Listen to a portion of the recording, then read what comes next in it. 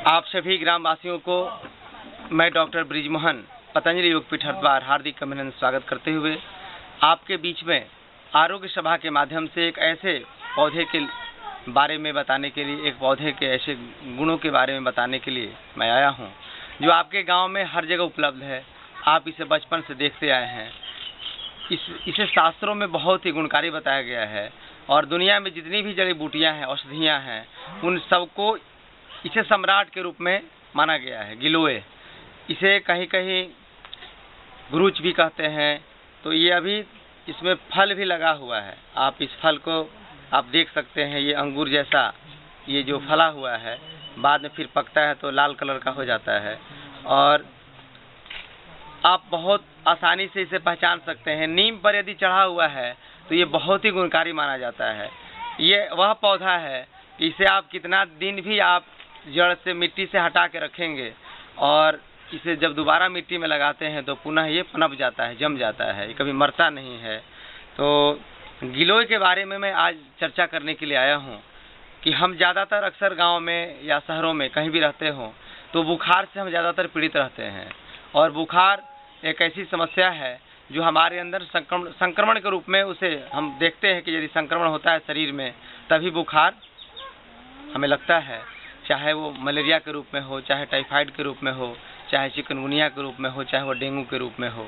हम बुखार से इतना पीड़ित हो जाते हैं, इतना परेशान हो जाते हैं कि अंततः हमारी मौत हो जाती है और मौत होने के बाद हम अंततः पछताते रह जाते हैं। उसके लिए परमात्मा ने औषधि के रूप में हर जगह इसे बिखेर रखा है। बस ज़रूरत है इसको जानने का, समझने का। और ये हमारे संतों के द्वारा, ऋषि महात्माओं के द्वारा इसे खोजा गया है हजारों साल, लाखों साल, करोड़ों साल पहले।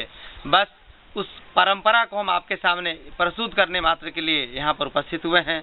तो किसी को भी यदि बुखार लगे, किसी को भी यदि डेंगू, मलेरिया, चिकनगुनिया हो जाए, फाइलेरिया हो जाए, इसका मेन काम है, मुख्य कार्य है शरीर के अंदर जो हमारा इम्यून सिस्टम होता है, रोग प्रतिरोधक क्षमता, हम तभी तक जिंदा रह पाते हैं जब तक हमारे अंदर इम्यून सिस्टम मजबूत होता है, रोग प्रतिरोधक क्षमता मजबूत रहता है, तभी तक हम जीवित रहते हैं। जैसे ही हमारे अंदर रोग प्रतिरोधक क्षमता घट जाता है या उसकी कमी हो जाती है तो हमारे ऊपर दूसरे जो दुश्मन जीवाणु होते हैं, जो दुश्मन जो कीटाणु होते हैं, वो हमारे ऊपर अटैक करना शुरू करते हैं और हम संक्रमण के शिकार होकर के मृत्यु को गले लगा लेते हैं।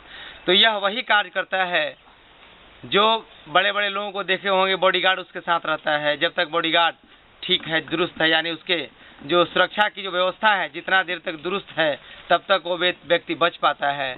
और जैसे ही सुरक्षा करने वाले कमज़ोर पड़ जाते हैं तो बाहरी दूसरे लोग उसको ना अटैक कर लेते हैं और अपने आगोश में ले लेते हैं।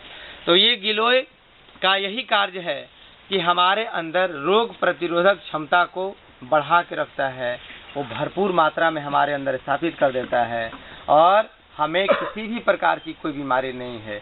ये औषधि किसी खास बीमारी के लिए नहीं है। इसका यदि सेवन जीवन भर करते हैं तो आपको किसी भी प्रकार की कोई बीमारी नहीं है, कारण कि आपके अंदर इम्यून सिस्टम मजबूत हो जाता है। ये हायर एंटीबायोटिक के रूप में भी इसे पहचानते हैं। ये हमारे अंदर जो टॉक्सिन्स है, एंटीऑक्सीडेंट का भी काम करता है, यानी टॉक्सिन्स को बाहर निकालने के लिए भी ये बहुत ही उपयुक्त है। तो हम चाहेंगे कि आप गिलोय पौधे का हमेशा सेवन करें। इसे मार्केट में, बाजार में इसके गोली के रूप में भी आता है, गिलोय घनवटी के रूप में, गिलोय सत्य के रूप में इसे हम बेचते हैं। बहुत सारी आयुर्वेदिक कंपनियां बेचती हैं, पतंजलि भी इसे बाजार में उपलब्ध कराई है।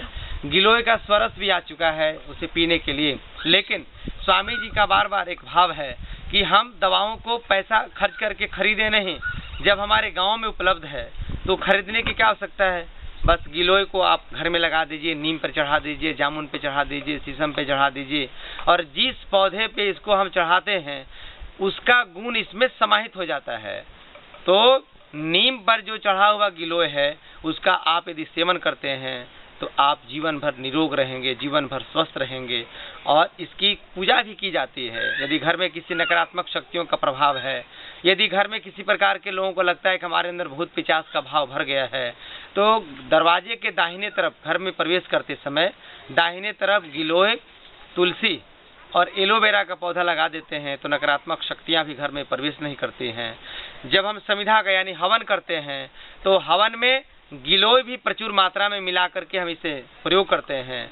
तो ये शास्त्रों से लेकर के और वर्तमान युग में भी गिलोय हमारे लिए उतना ही गुणकारी है जितना ये हजारों साल पहले था।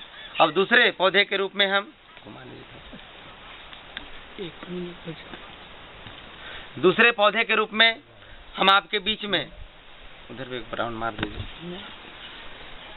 ये मैं अभी अकरकरा एक ऐसा पौधा है जो आपके खेत खलिहान से लेकर के आर पगार से लेकर के तमाम जगहों पर ये अरकरा मिलता है। यह हजारों रुपये किलो बिकता है बाजार में। और अकरकरा के माध्यम से आपके यदि दांतों में किसी प्रकार की कोई बीमारी है, आपके मसूड़ों में किसी प्रकार की समस्या है, दुर्गंध मुख से आ रही है, तो दांत हिल रहा है, तो अकरकरे का प्रयोग यदि आप करते हैं, 1 या 2 इसका फूल लेकर के और इसे हथेली पर रगड़ करके इसमें थोड़ा सेंधा नमक, थोड़ा सा हल्दी पाउडर और थोड़ा सा लौंग मिला करके जब इसका हम सेवन करते हैं तो दांत संबंधी सभी प्रकार की समस्याओं से हम मुक्ति पा लेते हैं।